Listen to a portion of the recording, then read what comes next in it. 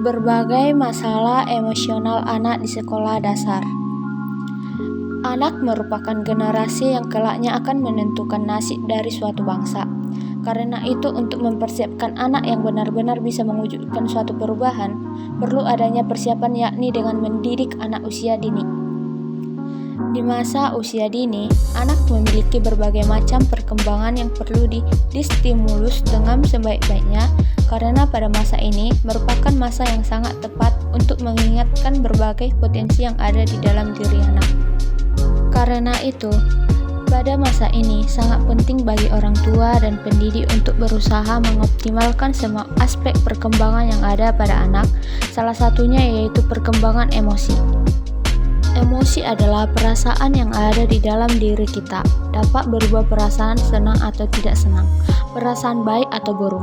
Ahli perkembangan masa kini cenderung memandang emosi sebagai hasil dari usaha individu untuk beradaptasi terhadap harapan tertentu pada konteks tertentu. Setiap tahap perkembangan emosional anak memiliki karakteristik yang berbeda yang mempengaruhi bagaimana anak bereaksi pada pengalaman yang mereka hadapi. Cara mengajarkan anak mengelola emosi. Berikut ini beberapa cara yang dapat orang tua lakukan untuk mengajarkan anak mengelola emosinya. 1.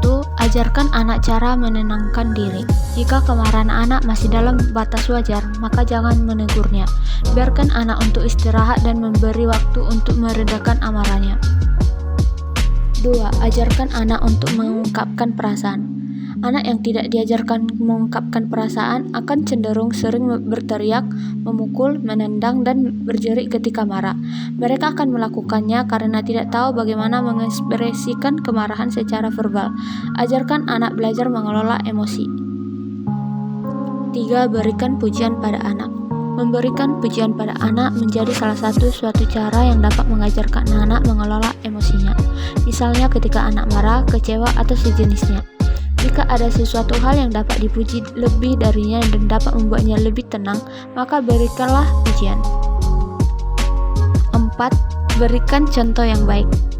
Perilaku orang tua adalah hal yang paling mudah dicontoh oleh anak. Oleh karena itu, jika ingin anak dapat mengelola emosinya, maka orang tua harus memperlihatkan bahwa dirinya dapat mengelola emosi dengan baik. Kesimpulan, perkembangan emosi merupakan suatu keadaan yang lebih baik kompleks di mana pikiran dan perasaan ditandai dalam bentuk perubahan blokir yang muncul akibat dari perilaku individu, baik berupa perasaan, nafsu, maupun suatu mental yang tidak terkontrol. Perkembangan emosi siswa sekolah dasar penting untuk diketahui agar proses pembelajaran yang dilakukan di sekolah dapat berjalan dengan baik.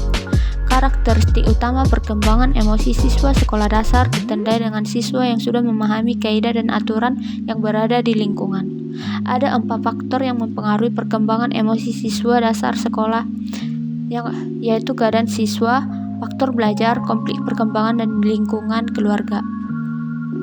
Sekian penjelasan yang dapat saya sampaikan. Sekian dan terima kasih.